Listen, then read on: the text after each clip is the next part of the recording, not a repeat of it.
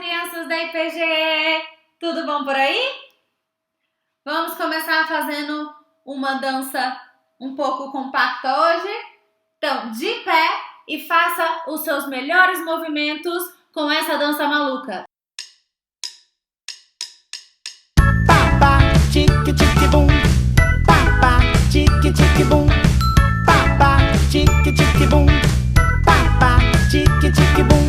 Numa viagem intergaláctica pela galáxia da imaginação, a bordo de uma astronave onde eu... É isso aí! Hoje, a tia Amanda vai contar uma história enquanto ela cata feijão. Pode ser? A nossa história, ela tá em 2 pedaços. Mas a gente só vai ler um dos pedaços. Ela tá lá em Mateus, é o primeiro livro do Novo Testamento. Mateus 13.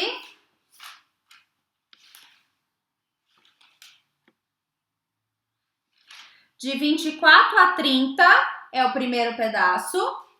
E depois ele tem uma passagem na Bíblia que é a explicação dessa parábola, que aí é de 36 a 43. A gente só vai ler o primeiro pedaço, tá bom?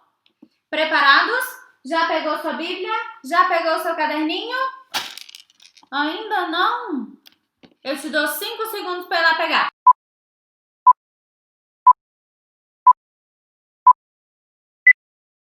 Vamos lá? Só o primeiro pedacinho, hein? Mateus 13, de 24 a 30. A parábola do joio. Outra parábola lhes propôs, dizendo: o reino dos céus é semelhante a um homem que semeou boa semente em seu campo. Mas enquanto os homens dormiam, veio o inimigo dele, semeou o joio no meio do trigo e retirou-se. Então, quando a erva cresceu, produziu fruto. Apareceu também o joio. Então, vindo os servos do dono da casa, lhes disseram: Senhor, não semeastes boa semente no teu campo? De onde vens, pois, o joio? Ele, porém, lhes respondeu: um inimigo fez isso. Mas os servos lhe perguntaram: queres que vamos e arranquemos o joio? Não, replicou ele, para que, ao separar o joio, não arranqueis também com ele o trigo. Deixai-os crescer junto até a colheita. E no tempo da colheita, direi aos ceifeiros: ajuntai primeiro o joio, atira-os em feixos para lhe ser queimado, mas o trigo recolhei no meio celeiro. E depois a gente tem um outro pedaço, que é de 36 a 43, que vai ficar de lição de casa para vocês lerem. Sim? Essa parábola eu lembro muitas vezes quando eu estou fazendo uma atividade simples, que é catar feijão. Eu tinha que fazer isso muito aqui em casa, né? Porque se eu não catar, ninguém vai catar pra mim.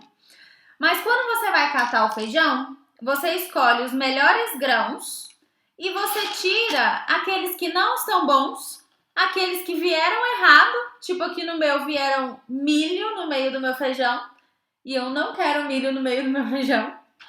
Aqueles que não estão bons, e às vezes tem até umas mini pedrinhas que vêm no nosso feijão. Por isso que mesmo lá na fábrica, eles selecionando, eu tenho que selecionar aqui em casa também. Então eu chego, abro o meu pacotinho e seleciono tudo antes de eu lavar e fazer todo o processo de cozimento do feijão. Deixar ele de molho e tudo mais. É isso que eu preciso fazer. Eu preciso separar os grãos que são bons dos grãos que não são bons. Igual um milho no meio do feijão. E essa parábola, ela conta exatamente essa história. Conta a história de um homem que plantou trigo e o inimigo dele veio e colocou joio. Agora vai aparecer aqui duas fotos de como é o trigo e o joio. Eles não são parecidos? Agora imagina no meio da plantação você ter que diferenciar quem que é um e quem que é outro. E se você arrancar errado?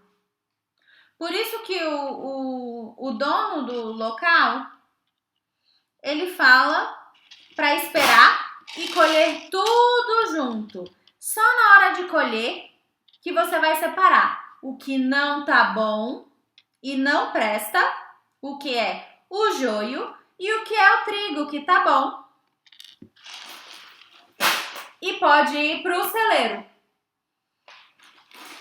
E essa parábola ela é muito interessante porque, apesar de ser uma história muito legal, ela tem um ensinamento muito importante. Muito importante.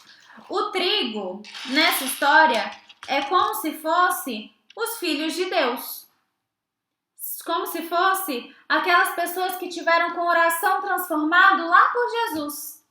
Como se fossem as pessoas que entendem, leem e procuram seguir os ensinamentos de Deus na Bíblia, e as pessoas que oram e têm um relacionamento com Deus, conversam com Deus o tempo inteiro. Então o trigo é como se fosse essas pessoas, é como se fossem os meus feijões bons que estão vindo aqui para o meu celeiro.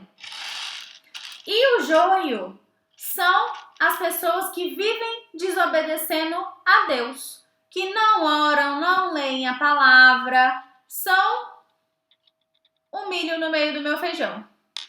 E essas pessoas, o joio e o trigo, como na história e como aqui no meio do meu pacote de feijão, eles vivem juntos.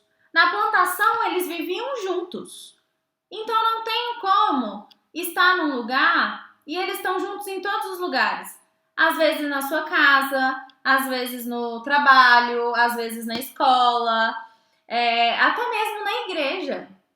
Então são vários lugares que o joio e o trigo, os servos de Deus e as pessoas que desobedecem a Deus, eles vivem juntos nesse mundo. E não tem como a gente separar isso agora. Não tem como. Por isso que quando Jesus conta essa parábola, e depois ele explica lá na segunda parte, que ficou de dever de casa para vocês, ele fala que eles estão em todos os lugares e eles vivem juntos. Só na hora da colheita, que é a hora que Jesus voltar, que ele vai separar quais são bons e podem ir para o celeiro, que podem ir lá para o reino dos céus, e quais que são ruins, que vão parar lá numa lixeira. E tem um texto muito legal que eu queria que a gente abrisse também, é um versículo só. E tá lá em Mateus também. Então, pega a sua Bíblia, a minha Bíblia cheia de feijão agora. Tá lá no capítulo 7, versículo 21. 7:21. Prontos? Nem todo o que diz Senhor, Senhor, entrará no reino dos céus, mas aquele que faz a vontade do Pai, que está nos céus. E esse versículo, ele é bem um resumo de toda essa história. Então, nem todo aquele que finge ser trigo, mas na verdade é joio, na verdade não presta, que ele só finge, que ele só se parece com o trigo, nem toda pessoa que fala Senhor, Senhor, essa pessoa vai entrar no reino dos céus. Essa pessoa tem Jesus no coração dela e ela é uma pessoa que segue a palavra de Deus. A gente não sabe dessas coisas agora e a gente não consegue conhecer o coração de outras pessoas. Eu não consigo conhecer o coração de mais ninguém. Eu consigo ver os bons frutos que essa pessoa traz, para eu saber se são frutos bons ou não são frutos bons, mas eu não consigo ver o coração de ninguém. Então, se eu ficasse com esse cargo de separar o trigo do joio, eu não ia conseguir. E nenhum de nós vai conseguir fazer isso. Só quem vai fazer isso é o próprio Deus. No dia que Jesus voltar para nos buscar Aí sim, todos serão separados. E vão ser separados todo o trigo e todo o joio, que não podem ficar juntos, senão a sua comida vai ficar ruim, não é mesmo? E quem é trigo, quem realmente segue isso que está aqui, vai para o reino dos céus. E quem não é joio. Então pode ir para outro lugar. Pode ir lá para a lixeira. A gente não pode esquecer que andar com Deus é um relacionamento. A gente não pode esquecer que ele é um relacionamento igual falar com a sua mãe, com seu pai, falar com seu irmão ou falar com seu melhor amigo. Deus tem que ser o nosso melhor amigo. E para a gente ter um relacionamento com ele, a gente precisa de falar. A gente não fala com o nosso pai, com a nossa mãe, com o nosso irmão todos os dias? A gente não fala com o nosso amigo todas as vezes que a gente pode? A gente tem que falar com Deus da mesma forma. Orar é a forma que a gente fala com Deus. Vamos fazer uma oração? Antes da gente ir para as outras partes? Deixa eu separar aqui o meu trigo. Cruzo os dedinhos da minha mão. Abaixo a cabeça com atenção. Fecho os olhinhos para oração. Querido Deus, muito obrigada por esse dia maravilhoso e porque podemos ler a Bíblia. Querido Deus, me ajude a ser diferente e seguir os ensinamentos da Bíblia. Senhor, limpa o meu coração de todos os pecados. Em nome santo de Jesus, amém. Amém. Muito bem. De atividade, a nossa atividade desta lição vai estar lá no Google Classroom, que eu vou deixar aqui o link e o código na descrição desse vídeo. E é um jogo dos 7 erros. Como encontrar o feijão bom e o ruim é difícil, você tem que prestar atenção e procurar bem certinho, prestando atenção para você não comer uma coisa que é ruim para você. É a mesma coisa com joio e com trigo e a mesma coisa com o jogo dos 7 erros. Prestar atenção, procurar com atenção para achar todos os erros, para a gente não marcar e pegar um joio achando que é trigo, não é mesmo? Até mais, crianças!